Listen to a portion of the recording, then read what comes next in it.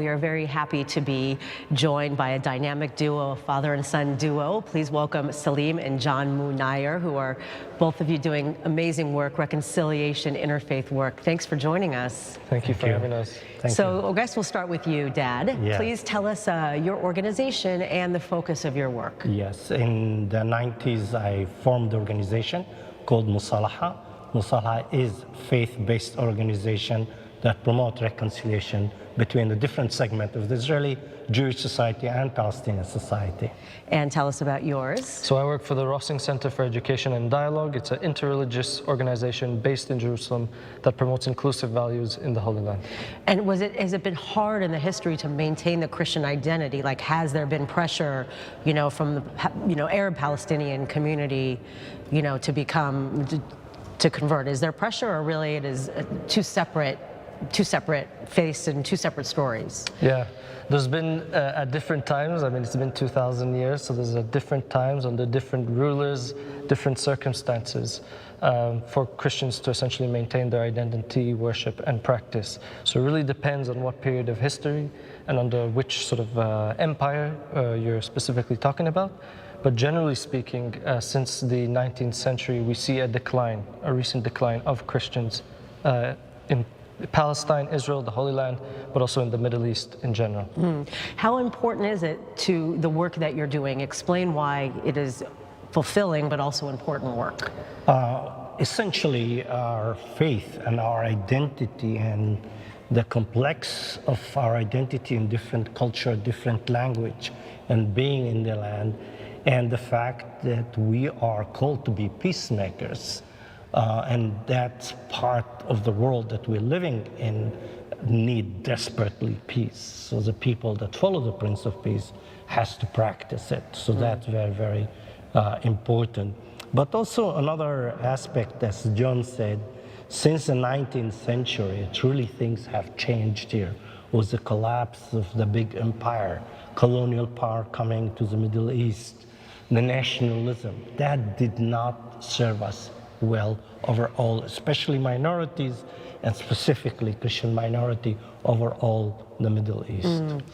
And I would just add that even though Palestinian Christians tend to be a very small minority, they tend to be very active in society. So a lot of the schools in the Holy Land, a lot of the hospitals, a lot of the peace and reconciliation organizations are very much promoted and run by Christians themselves. So although Palestinian Christians on paper are a small minority, they're very active within fabric of society. Right. So explain like your daily, obviously we've had Corona, but what was your work, obviously, hopefully, this will overcome and you'll be able to, meet in large groups again, but explain the work that you do specifically with the community. So we, at the organization that I work, we work with different segments of society. We bring schools together, Christian and Jewish schools, but of course a lot of the Christian schools have more Muslim students than Christians. So we bring students together from the ages of 9 till 11. We also work with university students, bringing them together. We train teachers in the areas of racism and holding conflictual discussions in the classroom. Of course, with COVID, things had to sort of take a back step and had to be adapted online. But due to the vaccines, we've been able to bring most of our work back to face-to-face encounters. And what about the outside of Israel, the Christian community? Do you have, dialogues and relationships with them? Like, do you have support from outside of Israel to help in your initiatives? It's complicated, like everything. Like here. Facebook, your relationship status is complicated. Yes, it is. The complexity is, especially with the Western world, Western Christians, that from one side, there is the history of the Jews and Western Christian colored very much by anti-Semitism and the Holocaust. So how they're going to relate to Palestinian Christians that they are Arabs in the light of that? So that makes it very complicated, and many people feel, well, if I am going to be loyal to Palestinian Christian, am I going to betray the Jews? So there is that complexity, and there is a lot of politics. Our biggest challenge is in the American evangelical community that tend to be more right-wing Republican, Matter of fact, we discover quite a bit of hostility, not only to Palestinian people in general, but specifically also Palestinian Christian, because we challenge their worldview, their theology, and their politics as related to the people of this land. Very interesting. So also, like, if you're, talking about the history, going back to the time of Jesus, we know there were a lot of ethnic groups living here. So in a way, it's almost like the Christian, Palestinians, are, more true to the time where we know Jesus was a Jew. Everybody around were Jews. It's almost like you're more connected to the early Christianity than, the Christianity that developed, with the Vatican. Would you agree with that? Well, not so accurately. The perception is that you have Judaism, then you have Christianity and Islam. It's not accurate historically. In Second Temple Judaism, two movements emerge after the destruction of the temple, two sister that becomes sister religion to a certain degree, competing, conversing with each other. One of them, it's rabbinical Judaism.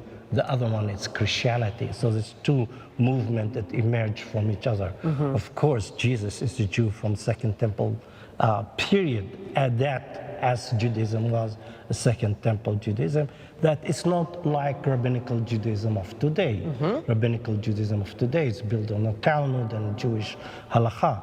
So it's to a large degree argument how different it is. But each one, the Christians and Palestinian Christian and rabbinical Jews, both claim that they are the authentic expression or continuation of Second Temple Judaism. Interesting. And I'll also say that when we talk about Palestinian Christians, we often talk about them as one monolithic group. But we come from many different denominations. So we come from the Greek Orthodox, Syriac background, Malachite background, Catholic Latin background, and of course also Protestant Palestinian Christians as well. We're speaking today in a Protestant evangelical church that many Palestinian Christians come to.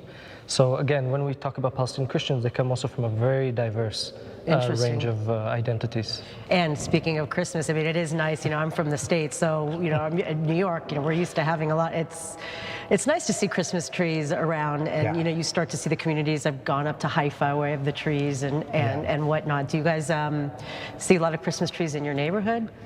Well, in Jerusalem is problematic as in the Jewish side, there is quite a bit of pressure from the rabbinical courts not to have any Christmas tree in hotels.